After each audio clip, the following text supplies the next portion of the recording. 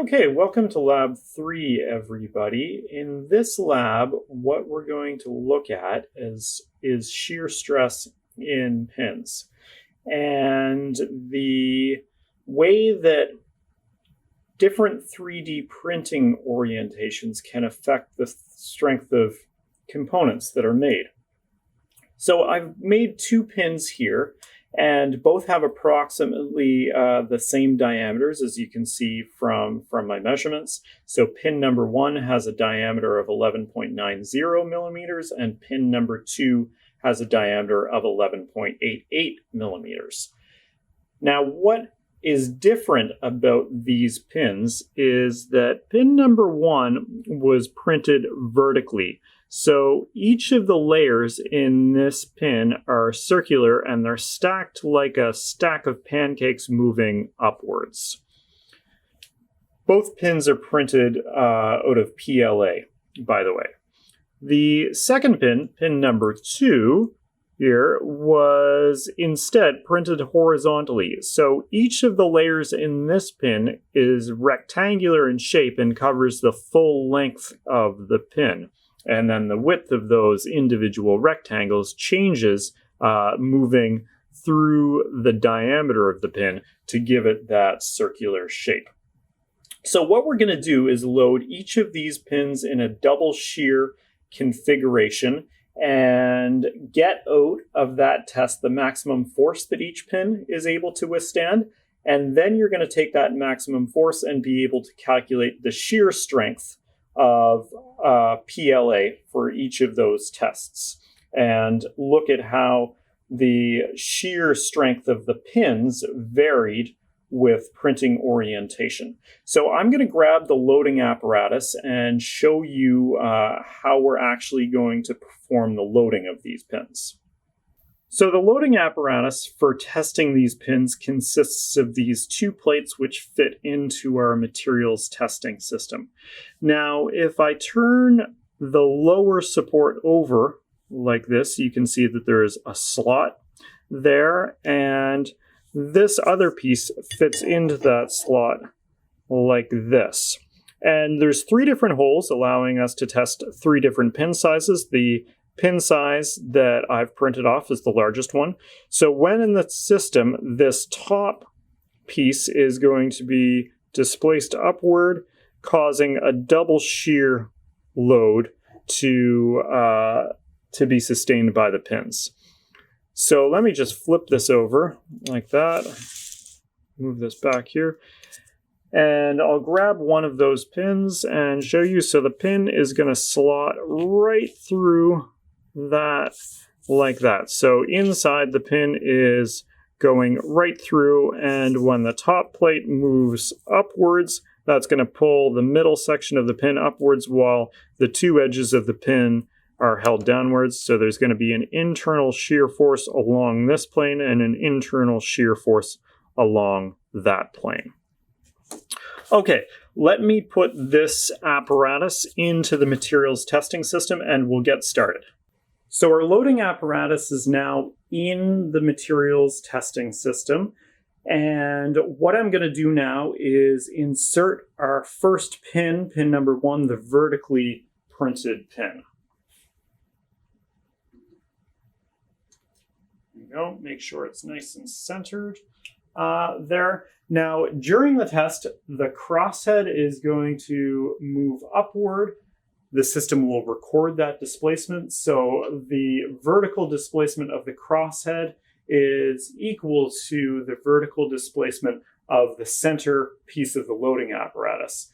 The bottom is going to remain fixed, and force is going to be measured by the load cell and recorded on the system. So during the test, we'll see a live graph of force versus crosshead displacement. Okay, I'm going to reposition the camera to give you a close-up of the test as it progresses. There won't be that much to see, but nevertheless, nice to be able to see at least the displacement of that top piece. There we go. So let's zero the load first, coming out of the load cell before we start the test.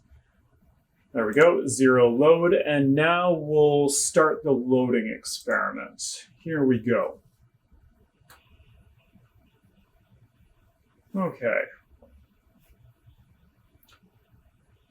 There we go, increasing force, a little bit of a flat curve at the start before the pin was actually engaged in that apparatus because the pin's slightly smaller than the hole.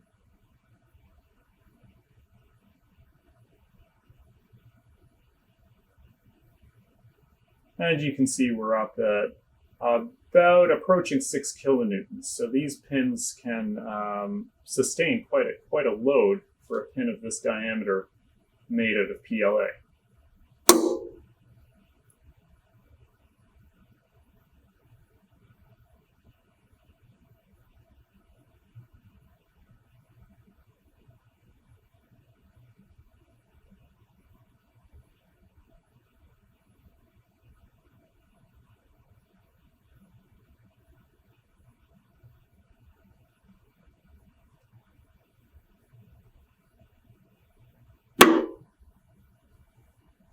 Okay, so a couple of different failure events in there. So we'll stop the test now and I'll take the pin out. And after we finish pin 2, I'll lay out both pieces of, or the pieces of each of these 2 pins, and then you can see what the broken pieces look like. Pin 1 is now being removed, and I'll insert pin number 2, the horizontally printed pin. And then we'll start the test. So again, that's nice and centered in there. Now I'm going to sit down at the computer. Now I'm going to zero the load signal to make sure we're starting with 0 force being read by the load cell. And I will start the test now.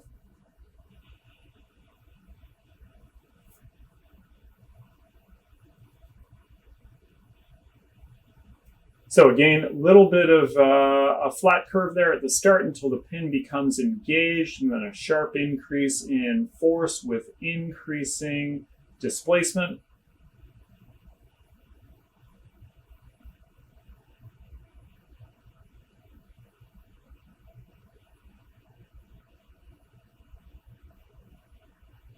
Approaching 6 kilonewtons of force.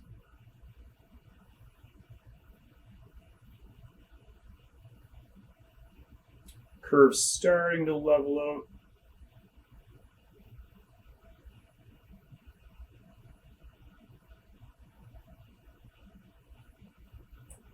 Okay, now remember from pin 1, we had that very dramatic failure event where we reached the top of the curve.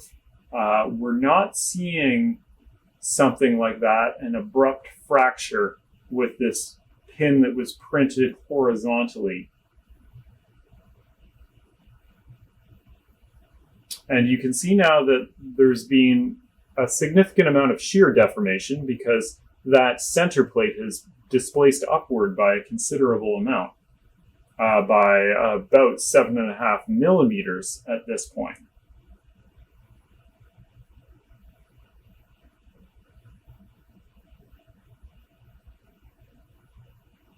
And now it looks like with increasing movement of that crosshead, the pin is able to withstand less and less load. So we're on our way to this pin failing.